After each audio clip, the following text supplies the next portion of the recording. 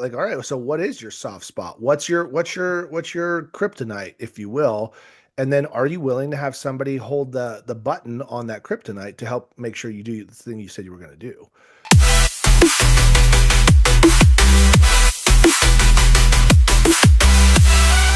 Hey, it is Freestyle Friday. Today is your day. So what are the challenges, opportunities, or questions that you've got for all of us that we can help one another with? So who wants to lead the conversation? What are you missing, or what do you need help with that the group can come together to support you with?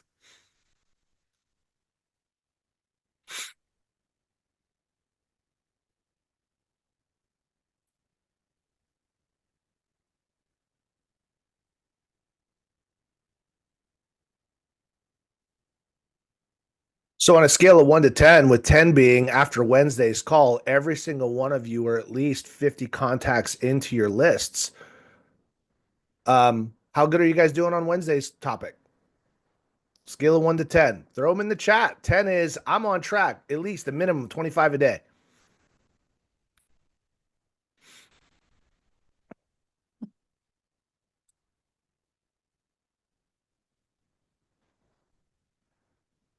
Then I I'm going to share something with you all that what else what are you doing? What else is there? What are you waiting for? This You were given the easiest gift of opportunity to connect. It doesn't get easier here. It gets more expensive. You could pay for strangers to click on a website for you to call them out of nowhere, and then they'll act like they don't know why you're calling them. There's that. You could do that. You could spend hundreds of dollars on mailers and send them to people blindly and hope that somebody actually looks at their mail and it's compelling enough for them to click back and reach back. You could do that. There's so many other ways of doing this that are really like impersonal and such. And like this is that season where we get to call in, connect, and rebuild those relationships with the people that like really want to hear from you. What's holding you back? That's the question I'm going to put out here. Let's have a conversation after Wednesday's call, which everyone seemed to love the conversation. The energy was high on the conversation. What happened after the call that stopped you from executing on the strategy? I got started on my list, Matt, and Okay. I made a couple of calls, and then I could give you all the excuses in the world. I did have good excuses at first, but no, I can't give you excuses that were good excuses for the whole day or the whole next day. Um, but I do have that list. Good. I have my list. I started that and I got, I looked on the MLS. Our MLS is not as great as it should be, and it doesn't go back as far as it should for me because I've been in the business for 27 years in January. So Got it. unfortunately, it doesn't go back far enough. But So, those are excuses. so I what do you could have guys done what do a you whole lot so what more. do you guys do when you get derailed? How do you get back on track? What are some of the ways that because it's easy, here's what I would do. Like, and this is me sharing personal examples. I'll make calls, and I'll get in a real good conversation, and somebody's asking for stuff. And they'll be like, yeah, well, send me this and send me this and send me this. And so all of a sudden, I'll stop my reach outs to start compiling these things that I'm supposed to send over. And then next thing you know, I'm out of the time that I set aside to make the calls. So instead of connecting with 15 or 20 people, I connected with three, and then I did a CMA and I did this and I sent somebody a list for a contractor, et cetera. And I never got through my contacts. Right. And so I was like, okay, well, I can't, that's not sustainable. That's not good. And the question is that when this person asked me, are they standing at line at like their bank and they're like, I need this in the next 30 seconds or else my whole experience is wasted. And the answer is 99.9% of the time it's no. And so what I would perceive as service, which is instantly sending something back to somebody that they don't even care to have right away, ruined my day for lead generation. And it made no impact on whether or not they thought I was delivering good service or not. Because whether they got the thing from me right after that call or in 2 hours, it would have been the exact same deliverable to them. But then I lost my lead gen. So I'm going to challenge you But guys. If go ahead. it gives you a good excuse though to not keep on doing the things that you don't want to do. Like, And oh, I got busy, I've got to get this thing done. this is No. and yeah, and this is that version of you that's fighting to stay small. And this is the Yeah. version of you that's like, hey, you, like we don't have to continue calling people because you're doing something somebody asked for. So we get really creative. It's called creative avoidance. Yeah. And this is where there's people that would be willing to die on a hill of creative avoidance versus accountability. And I'm sharing those prime examples of like I got stuck in that trap too. And at the end of the day, when I meet with my coach and my accountability partner, and they said, okay, well, what were the metrics that we were really focusing on this week? And the metrics aren't contacts. It was appointments set and appointments held. And so at a high, like, look, $100 million. when you're new, the Oh, first thing is how do I establish the muscle of activity? And so oftentimes when we're newer, we set contact goals to start getting the reps. And because if you've had no contacts before, having a contact goal starts to create and condition you for the activity. Now, but once you've started doing contacts, the challenge is at what point do you release yourself from the goal of, well, I did my contacts, so leave me alone, to contacts without appointments are meaningless, or contacts without moving the ball in some other capacity are meaningless. And so I had to get into the mindset of, okay, every single day, my goal is X contacts or an appointment or moving a relationship further, whichever's last. And so if I started making calls and I set an appointment or a next step with somebody that's like super meaningful, moving a relationship from here to here on my fifth contact, I wouldn't stop and celebrate that and start compiling my CMA and get ready for the listing appointment. I would go, cool, check. My minimum standard is 20 contacts and or an appointment, whichever's last. So if I made an appointment on my fifth, I don't stop. I pause. I make a note when as soon as I'm done with my 20, I'm going to go back and prepare for that appointment and move on. Now, conversely, if you're looking at your pipeline and it's not exactly where you wanted it, and your goal is 20 contacts or an appointment, and you're at 20 contacts and you haven't set an appointment, and you look at your calendar that day, now there's a version of you that's going to go, I did my job. I did my 20. But then you look ahead at your calendar, and if there's nothing else there, you don't have appointments, you don't have showings, you don't have, etc. What do you think you should be doing? Continue. Keep going. Keep finding. And then you go, well, I'm out of my list. Okay. Then what are some other ways that you could get in front of and get into some conversations? And so that's a whole different kind of call. And so, Wednesday, I shared with you a low resistance strategy for you to get into quality conversations with people that already know, like, and trust you, from past clients to social media contacts to, you know, uh, whatever we talked about at that call, right? So, how can you avoid the derails? So, Peggy, I thank you think I have for. an activity we could do. Ooh, ooh, So ooh, everybody ooh. has one of these, right? Yeah. I mean, if it's an iPhone, it's even better. But I think what we could all do is pull up our calendar for next week. And whether it's a half an hour, 2 hours, time block every day to make your calls. And block it at the time you know that you can commit to, that you're not just sticking it on your calendar for fun. And then hold yourself to that. But if you don't block it, what's that saying? If it's not on your calendar, it doesn't exist. That is so true. If you don't make the time, like a concerted effort to plan time to make your calls, then it's so easy to get derailed.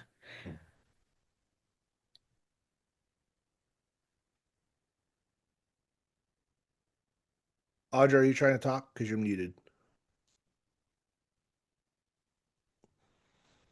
Maybe she's on a phone call. I bet she is. Okay. What are other ways that you guys maintain your accountability to the activity? What are some ways that you hold yourself solid to the actions?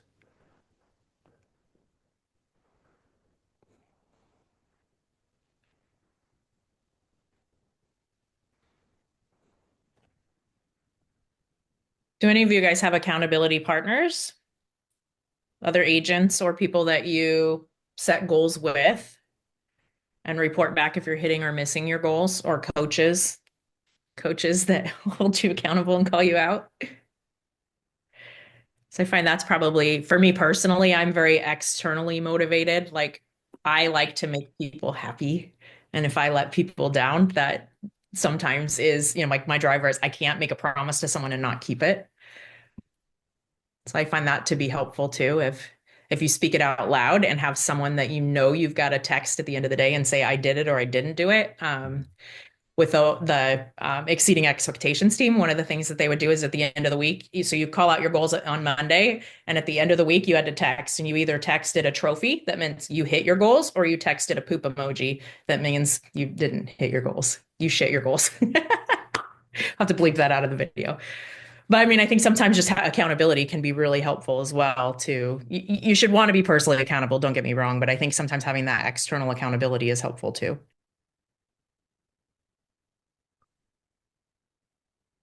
So I guess the question is, what's your currency, right? What's your currency for non-negotiable? Um, we have this battle with my kids sometimes is like, if they start doing some challenges or like they're struggling on some stuff, we'll be like, all right, Soph, leave your phone downstairs. And she goes, I don't care. And I'm like, okay. She goes, I'm just going to go to my room. And I'm like, well, no reading then, or I don't know, what's your currency? And so for some of you, like, I'm this way sometimes. Like sometimes I'm like, I don't even care if you call me out in public. Like I'll do what I want to do. Like that's not my currency. And for some of you, maybe it's financial, maybe it's something else, maybe it's you got to just like and you got to figure out like, all right, so what is your soft spot? What's your kryptonite, if you will?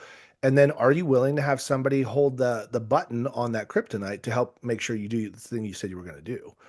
And that's the hardest part because it's really difficult to be self accountable at a high level.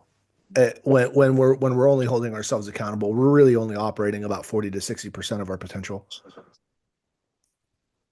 Even when you think that you're totally done, you're really at 60% when you're just holding yourself accountable. And you know this because when you work out with other people or you go and you do activities or calls with other people and there's somebody that's just doing more, you're like, well, I can't just let them do more and sit here and stare at them. Like, I'm just going to keep going. And so you thought you were done, but you weren't done. You find somebody that's going to go. And then, you take a break and you think you're done. But then they're like, no, that was just a break. We're going to keep going. Like, we're going to go. And I was like, oh my gosh, we're really going. And then you realize that what you thought was like a full day's worth of effort is really like 40 to 60%. And you go, wow, I now have a new standard.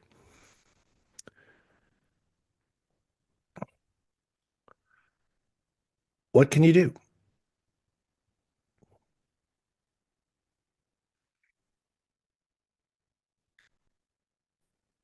I'm just gonna sit here and keep staring at you guys too. I don't know what else to talk about.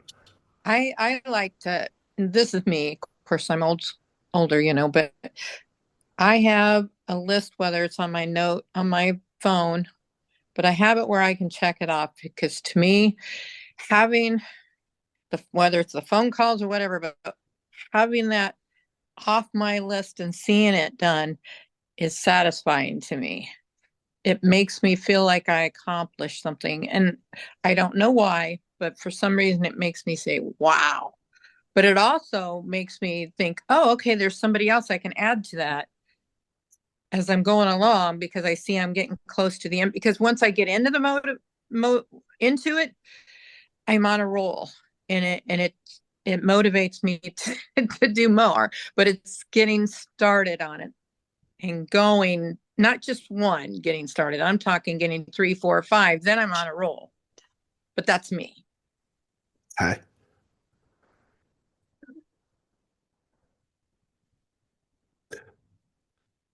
So who can help Peggy then on what's a way then to get started, to get the momentum going on the checklist? And once the excitement of starting to check things off goes, the question is, what do you need then to push through it past your reasons?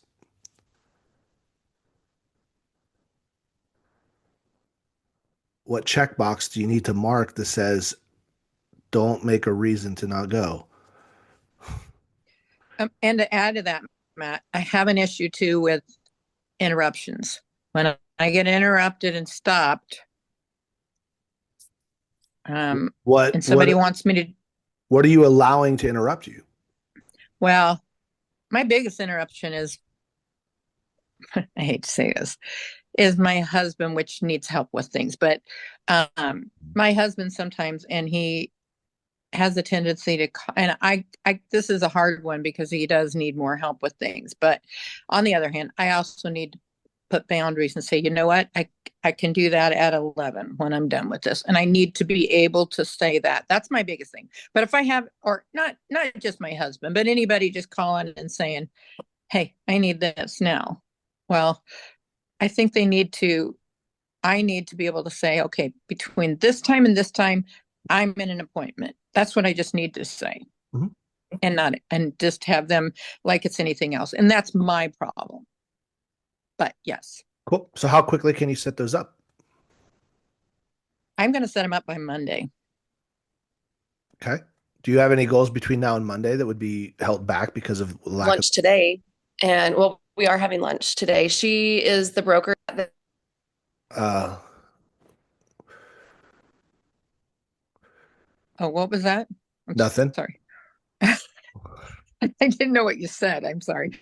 I was asking what are some things that you could actually get done between today and Monday, as opposed to what's the magic of Monday that's requiring you to wait to set up these boundaries for you to hit the goals? Why are we You putting know what? I guess I could do it today. I could do Yeah. it today. You're right. Do it Yeah. today. urgency? A lot. Urgency. Yeah. And sometimes, look, some people have a natural sense of urgency. Some people have to manufacture a sense of urgency and get it conditioned. And if you don't have a natural sense of, there's some people that just have a different gear. Like there's people that you're like, hey, I really want to like, hey, do you have a second? You know, can I reach out to you to talk a thing? And they call right away. And you're like, wow, that was quick. And they're like, yeah, I have a second right now. Like, I don't want to wait. Like, let's go. And then there's some people that you're like, hey, I'd love to get together or talk about this thing or have a coffee. And they're like, yeah. Get with me next week. And then let's talk later. And like, I'm not going to say like, you can't be successful like that, but you're missing out on a lot of opportunity because of urgency. Like I want to like, and the people that I work with, I understand. So like, I know I'm saying two things out of the side of my mouth, right? Like, hey, lead generate. And then when somebody asks for something, I said, put it aside for a second. Cause I'm saying like, understand the priority of operations. Your number one highest and best use of time, your most highest dollar productive activity is reach outs. The reason why we then so some of us have a low sense of urgency unless it's something that's going to get us out of lead generation. Then we have a real high sense of urgency of doing this other shit. As opposed to if we didn't have anything else to do, we would put that off too. But because now somebody asked for it, now you don't have to make calls like, oh yeah, we'll do that immediately. What I'm saying is when you're doing your highest dollar productive activity, your lead generation, create that boundary around that. Don't let that next request derail you from that thing. Your highest and best use is the conversations, the contacts, the reach outs to generate new business. Generating new business never takes precedence over servicing business, period. You should have a time block in delivering promises. So during your lead generation time, if you're doing a 2 hour to 2.5 hour lead generation time, you may have 90 minutes of lead gen time and 30 minutes of promise delivery. And just block that. And so as you're making your calls, you're just going to be putting a note next to whoever you got, be like, okay, put them in the CRM, execute this plan, put them in on this drip, start this thing, send them this. They need this vendor referral here. They need this here. Like, and then you knock that out and you're allotted 30-minute. But hold your lead gen time secret. Final 2 minutes. Any other thoughts, ideas around this? You have 2 minutes. This may be a whole other call, and I feel like it's a good. Thanks for waiting until the last 2 minutes then. But Um, I, what do you do when you get to a point in your business that you you have you have plenty of business, you're reaching the goals that you want to reach, and you aren't making the calls, and I know it's like causing you to like disconnect from some of the people that are probably the ones that are actually bringing you business and things by not making the calls. So I don't know, like I've just gotten to like a point where, and like I said, I know it's a good problem to have, but I feel like I'm on the phone like constantly, as it is, without even like making calls to people. And I do connect with my database because I have events and things that I do throughout the year. So I do call them for that, but I haven't, I mean, quite honestly, I really have not been like calling them outside of like telling them about my like the pie day, that like appreciation day, like the events and things like, but I don't really know what, to do. I always try to make it where people know like I'm available if they need something to call me or whatever, but I never make calls. I've never felt like I even have time anymore to do it. Like, Yeah, so you're right. That is a much bigger call, and I think that has to do with understanding the opportunity cost of where you're at. mhm, And oftentimes, mhm, good is the enemy of great, and sometimes we're just okay, and we could be amazing by doing a mhm, couple more things that we're just that are a little bit more uncomfortable to get. So most agents have one of two problems: you need to generate more money, or you'd like to get back more time.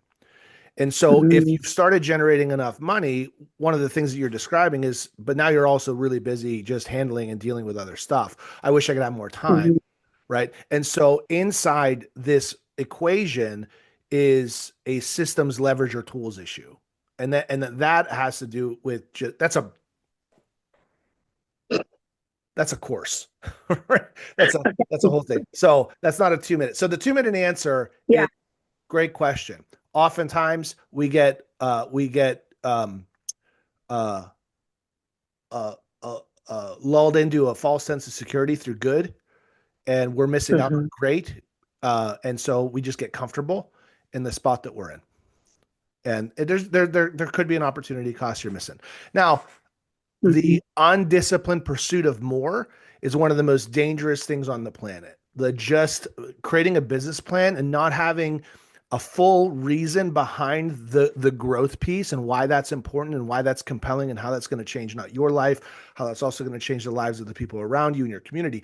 Without that, then yes, that's dangerous. That's burnout. That relationships fall apart. Your kids will hate you. Like there's danger in an undisciplined pursuit of more. Now, mhm. goals that are also paired with a really compelling why and a purpose, mwah, chef's kiss. That's when we can then get into some conversations around tactics, strategies, and activities. So uh, I'll leave you with that. Go back to Wednesday's call, dive in, set some boundaries, create a goal, contact or next level, and see what it's like to go past what you're comfortable with and do what you promised yourself. See what that's like. You may not like it, but at the end of it, I guarantee you'll be a lot more proud of yourself than ever before. What is it like to execute on a day that you had written from the beginning without fail, despite the distractions, despite the things that are going to come your way? The constant is the world is going to derail you. Don't let it, or get it done anyway, right? Start stacking those wins. Watch your life change. All right, y'all. Have an amazing weekend. Thanks for not hacking this stream. Whoever did that to Dustin's call, I hope you get what you deserve. We'll see you later.